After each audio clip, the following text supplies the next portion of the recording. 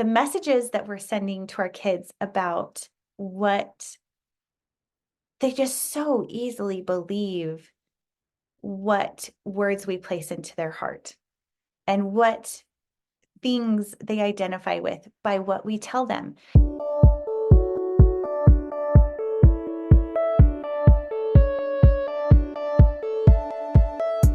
So you want to make an impact. You're thinking about starting a business, sharing your voice.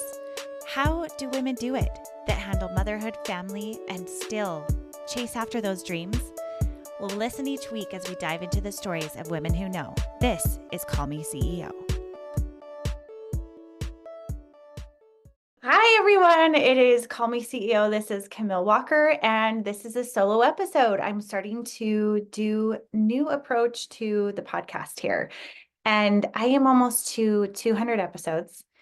And I think the thing that's been missing for me is getting a little more personal and opening up my heart a little bit more to you and sharing with you kind of silly things that I'm doing in my life. This was something that was requested of me, and I shied away from it. And I will tell you why. I've been creating content online now for almost 14 years. A lot of content that I've shared has been centered around lifestyle, parenting, motherhood, and more recently, business.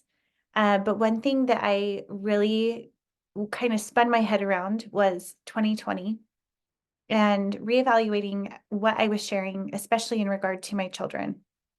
And so as I'm sharing things about motherhood and of things that have worked for me and sharing your stories as well, I want to be very respectful to my inner peace and to my children's privacy.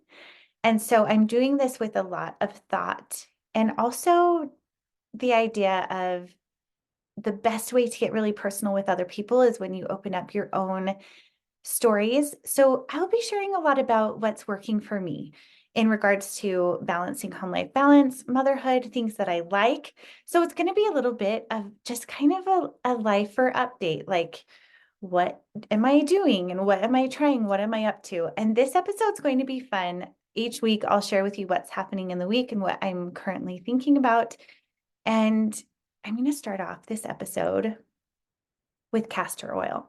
Now, I don't know if you've heard about castor oil or the benefits of castor oil, but to me, it's kind of the new practice of skincare. It kind of reminds me of the trendiness of cold plunging. Like people are doing it. Some people think it's really great. There are a lot of wonderful health benefits. Doesn't mean you have to do it.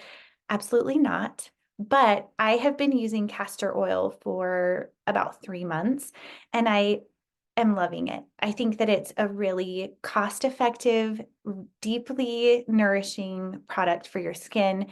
And it's very important that you use a high quality, cold pressed, no extra antioxidants in the packaging. I will link to the one, and this is where I'm not an expert, but I have researched the best one to get, and I can link to it on Amazon. But some of the benefits here, I'm going to tell you what I've done with it. Now, if you're familiar with castor oil, you'll know that my first understanding of it was you use it to induce labor. I don't know if you've heard of it before that, but that was my first introduction is you use it to induce labor. Don't ever do it. It's actually really bad for you. Well, the way that I've been using castor oil is topically. I've been using it on my skin at night. And what's interesting about castor oil is that it can actually be used to treat acne, to help with inflammation of your skin, to help with age spots, and to also help with relieving any redness that you have, hyperpigmentation. I've just found that it's a super uber thick oil and I'm loving it. Now, warning, because it's so thick, if you wear your hair down at night, it can like stick to your face. But I've noticed that it's really helped because it is so moisturizing. Of course, the other effects of that are to reduce fine lines and wrinkles and to help the overall health of your skin.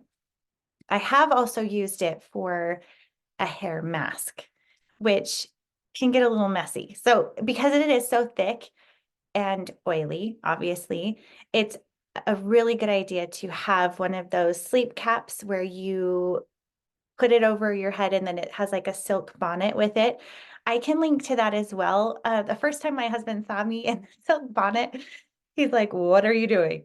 And I said, "I'm taking care of my hair, and this is what it looks like." And it's not pretty. Isn't it funny that when we are doing all of our self-care things, we look absolutely ridiculous? But I don't even care. I'm in the era of taking care of my hair and skin and not caring. Now, with that said, I do not do this every night. I try to, but there are some days I'm just too tired and it's a quick and easy, you know, face wash and hit the pillow. I just don't get too serious about it. However, one thing that I'm doing that is kind of extra and something that is something I never thought I'd be doing before is I am doing a daily, it's a 30-day challenge. So I'm only like halfway through, but it's fascia and breaking up the fascia that builds up in your skin. And it's a 30-day challenge. So I bought this course and it's from this woman called Anastasia.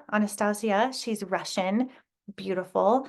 And she shares how you can break up fascia buildup in your face. And by doing, a lot of us have seen the gua sha, with doing lymphatic drainage and different things like that. But this is way more than that because you're actually doing exercises for your neck, your shoulders, your scalp, your skin, your jawline, your TMJ, your neck, your chest, and it's very involved. I think that in most of the recordings, it's like 20 to 30-minute exercises a day. So some days it's been a lot because I have so much fibrosis in my neck and in my tensions that's built there. And the whole concept with it is that the best way to regenerate the elasticity of our skin, the collagen of our skin, is we have to break down the fascia that has built up in our skin, that lactic acid, the rigidity. And so you have to work from all the other angles, the skin, the scalp, the neck, the shoulders, to help loosen the skin in a way that it can tighten and strengthen the skin. I know it sounds kind of out there, but I've been doing this for a few weeks and I'm already seeing a benefit in lessening the tension of my skin and increasing the shape of my face. I know this sounds really different. When my husband sees me doing the exercises at night, he's like, "This is so weird. What are you doing?" He said, I think you're turning into your mother. And I totally am. My mom is all about holistic approaches to health. And I am going there. I'm getting crazy. I'm starting to do the sea silver and drinking the greens and taking care of my skin. I have done Botox a few times, and my skin or my body metabolizes it so quickly that it doesn't even work in my skin. So you can see I have all the movement. With that being said, Dysport works okay for me, kind of. And I've done that a few times. But the reason why I'm telling you about this fascia and doing exercises for your face, neck, shoulders is it's supposed to make it so you don't have to use chemicals in your skin. It helps lift your skin naturally. So we'll see. I mean, skeptics still out because of course a shot works every time, just like a cream is part of the practice, but it doesn't totally take it, fix it completely. But that's what I'm doing this week. Is kind of different, kind of new. I'll tell you an update of what I think when it's all done. The course is written so that ultimately you're supposed to have your own routine and practice memorized so that you don't have to have access to her course anymore, which I'm like, I don't think that's possible. I need the help because I don't know what I'm doing. But that's what I'm doing to help maintain my skin. And at the end of the day, I think that it's a really therapeutic, beautiful self-care time to relax and relax my neck and work through the knots in my neck. And I met with a massage therapist and he said, "You have so much fascia and strain in your neck that we would need to meet for 10 to 12 times to work through the stiffness in your neck," which I'm like, oh, that's awful. Because the first time I got the massage, I actually ended up having a kinked neck for days. So I thought, well, I'll try this approach, and it's a lot cheaper than going to the massage therapist 10 to 12 times. So that is my update on that. I'm going to let you know how that goes. I would love to know your favorite skincare routines. Listen, I'm 40 now. And so I am open to hearing all of the things I'm trying to do better with taking care of my skin, blast those stinking sun tanning beds that did as a kid where I had so much insecurity about my fair skin. And I envy the kids that are growing up now that have either the love and self-love of their own fairness or that can just use drops or tanning or whatever. I just regret spending so much time in the tanning beds. Oh, if I could go back, that is for sure one thing I would tell myself, do not do this. But here we are. So that is my PSA today of what's up this week. This week's Motherhood Moments is brought to you by Mixers. Mixers is a specially formulated hormone balancing mega power that is a mix-in for your drink to help you feel more like yourself and on top of the world. With each Mixers combination, it helps with digestion, hormone balancing, natural energy, and many other benefits. I love the Her Greens, which specializes in getting in your fruits and vegetables for your daily allotment, as well as Her Time, which is all about helping you to balance your hormones in a way that shortens period life, as well as reduces pain and helps your moods to swing less. If you would like to give this a try, use the code Camille for an exclusive discount and feel happier with Mixers today. Okay, for today's motherhood moments, I'm going to be sharing with you 3 submissions that came in this week. Now, this is new for this community. So if you're just hearing this and you're like, wait, what? There's motherhood moments and I can contribute? Yes, there is. And there is a link in the description below. This is where you can share questions, a funny story, a confession, any anecdotal story that you want to remember, a funny thing your kid said, whatever.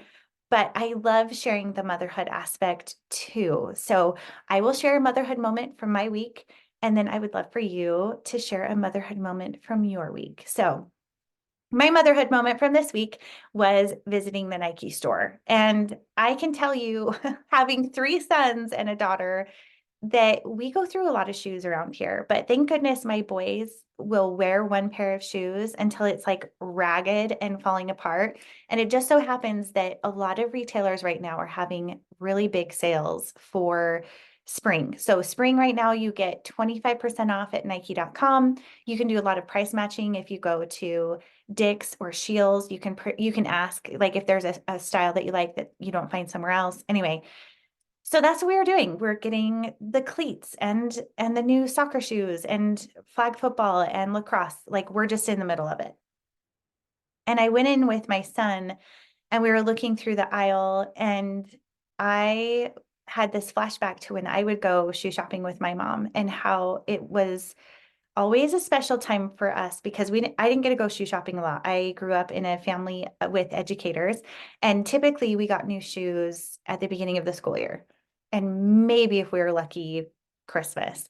But I just remember that moment of being in a shoe store and looking at different styles and thinking, what is it that is going to fit? What represents me? How do I feel with these new pair of shoes? And this week, I kind of got sentimental about it with what shoes are we putting on and how are we identifying ourselves with these shoes.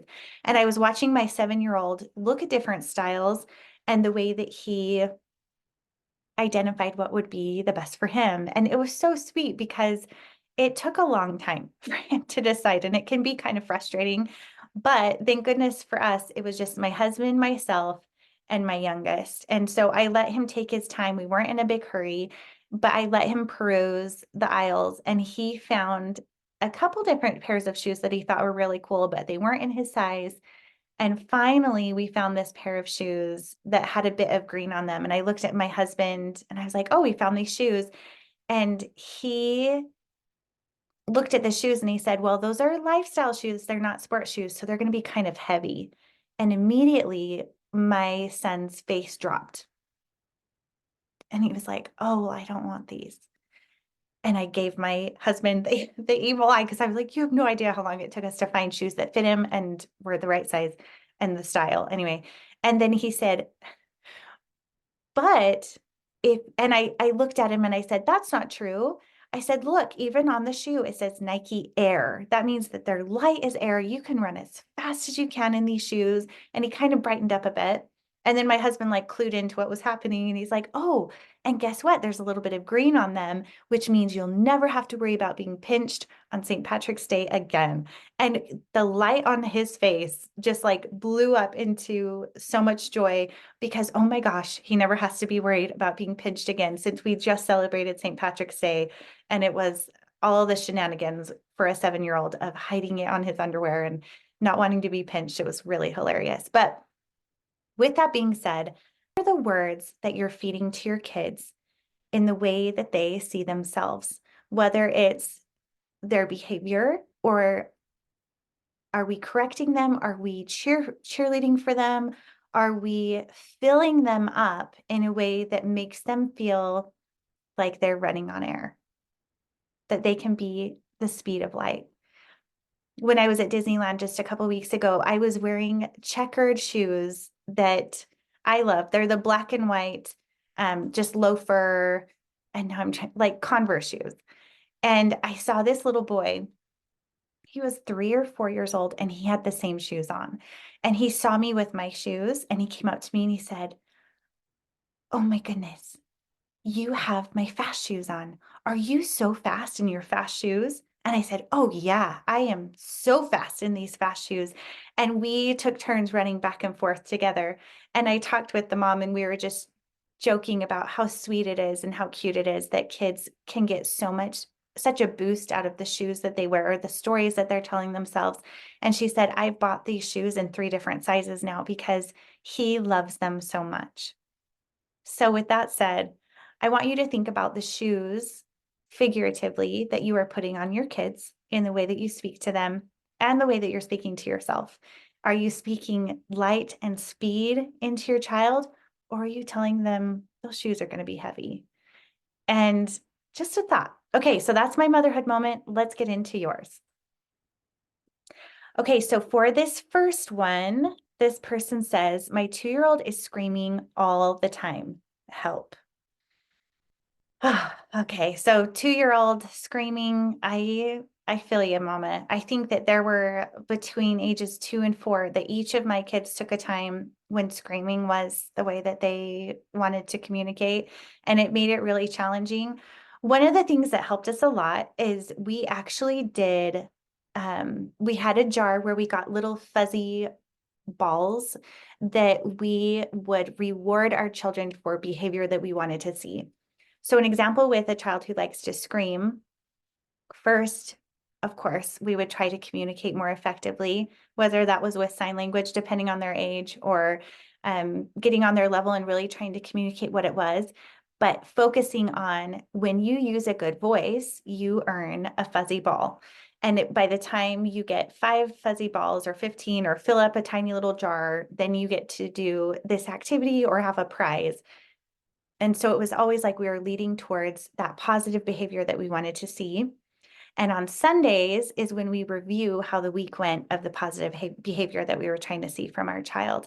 And I found that with that, it really helped to encourage the positive behavior we wanted to see and saying, oh, you're doing so good at having a nice voice. And honestly, you might even have to set a timer or a reminder in your phone so that you're looking to reward that good behavior, because sometimes it's easy to forget when you're in the mix of everything else.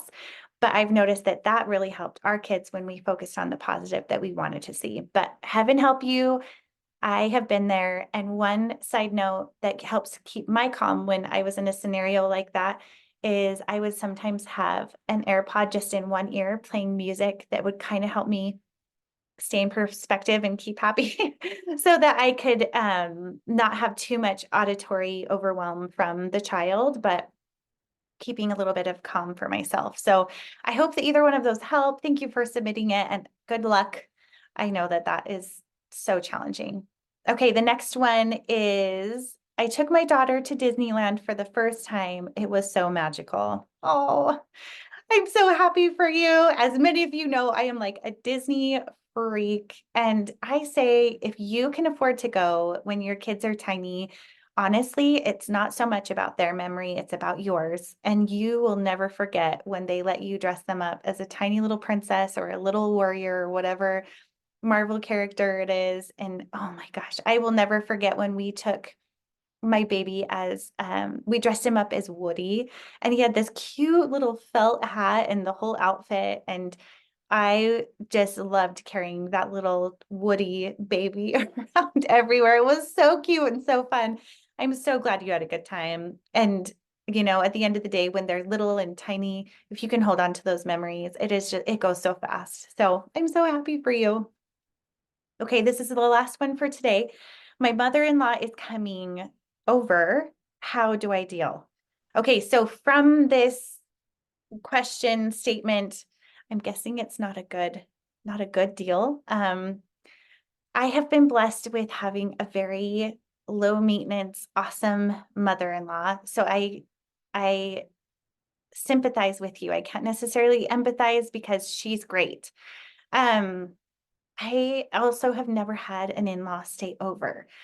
But what I can tell you from people that I know who have been in this situation is to be really clear on your own boundaries in before the situation comes to fruition. So for example, decide before she comes what you would like the time to look like, and writing down a list of what is controllable and what is uncontrollable. So what I mean is, let's say that she's coming over for a weekend, and write down a list of all of the things that you're worried about. Maybe you're worried about the things that she'll say, or the cleanliness of the house, or how the kids are going to react, or whatever. Whatever those things are, write them down, and then go through the list and cross off all of the things that are out of your control, which I'm guessing there could be quite a few, because we can only control what we do, right? And how we respond to things. And then I would look at that and decide, what is it about this situation that I can control, and how can I keep my inner peace? And even if that's, taking 30 minutes away for you to go get a special drink by yourself, or going for a walk, or, um, you know, outlining the day, and when you're going to be together and when you're not, just on your own, whatever that looks like, find a way to keep your peace, and good luck. I really hope it goes well. All right. Well, I wanted to finish up today's episode with encouragement to everyone out there who is listening. I'm so grateful for those of you who have reached out, submitted your motherhood moments, and also a huge congratulations to those who have signed up for 60 days to VA. I had a couple of people sign up this week, and it is so exciting to me because it's mothers who are creating their own businesses through my virtual assistant course. And I have so many opportunities that are coming for people who are looking for help in their businesses. And so thank you for betting on yourself. Thank you for investing in me and for listening to this episode. Please subscribe so that you do not miss. And we have so many awesome interviews and solo shows coming up. Did you like this episode? I'd love to hear. And thank you for being here. Love you guys. See you next time. Hey, CEOs, thank you so much for spending your time with me. If you found this episode inspiring or helpful, please let me know in a comment and a 5-star review. You could have the chance of being a featured review on an upcoming episode. Continue the conversation on Instagram at Call Me CEO Podcast. And remember, you are the boss.